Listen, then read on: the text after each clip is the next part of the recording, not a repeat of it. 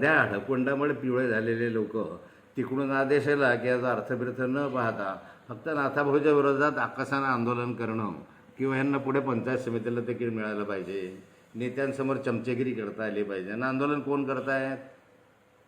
रावेरला, भुसावळला, जळगावला, आपल्या या ठिकाणी पाहिलं तर ज्यांना लहानपणी मी माझ्या हातून बाटलीनं दूध प्यायलं पाजलं आणि ते माझ्या हातून बाटलीनं दूध पिऊन मोठे झाले, ज्यांना मी मोठं केलं, असे कार्यकर्ते आज या ठिकाणी आंदोलन करत आहे. मला यांची कीव येते. हे बसले कुणाच्यामुळे? कुणाच्या कृपामुळे, कुणाच्या मदतीमुळे, कुणाच्या आशीर्वादामुळे. कुणी आमदार झाला असेल, कुणी सभापती झाला असेल, कुणी जिल्हा परिषदला गेला असेल, कुणी ग्रामपंचायतला झाला असेल. त्या कालखंडामध्ये नाथाभाऊने पुरेपूर मदत केली. पार्टीच्या मदतीनं हे मोठे राहिले असेल, पण नाथाभाऊची मदत मोठी होती.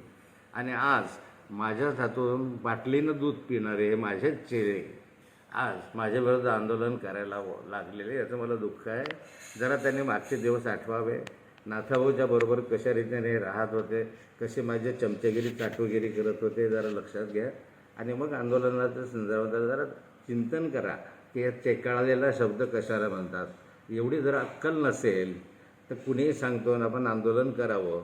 त्याचा अर्थ असाने रुपालीताईंचा मी आदरानंच 13 वेळा उल्लेख केलेला आहे. रुपालीताई इथं माझ्या फार्म हाऊसला येऊन गेलेल्या आहे, माझ्याकडं त्या जेवण करून गेलेल्या आहे.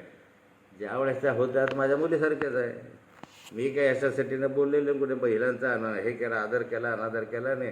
तुमच्या बुद्धीची क्यू करावी वाटते की या शब्दाचा तुम्ही अर्थ वेगळा केला, कारण तुमची बुद्धी त्याच दृष्टीनं चालते. लोढाच्या विरुद्ध का आंदोलन केलं नाही? गिरीश महाजनांचं नाव लोढाने सरळ सरळ घेतलेलं आहे, त्याच्याविरुद्ध का नाही आंदोलन केलं की आम्ही गिरीश महाजनचा याला जोडे मारू, असं का नाही केलं?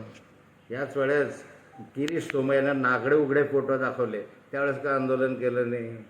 मग त्यावेळेसच आता तो जयकुमार गोरेनं सगळा उघडा नंगा फोटो टाकला होता, त्यावेळेस का आंदोलन केलं नाही?